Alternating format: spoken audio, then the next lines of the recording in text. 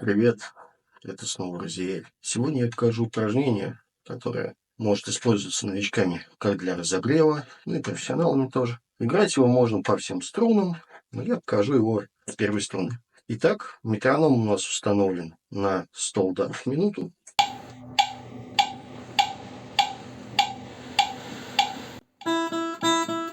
Открытая струна, просто чтобы поймать пульсацию.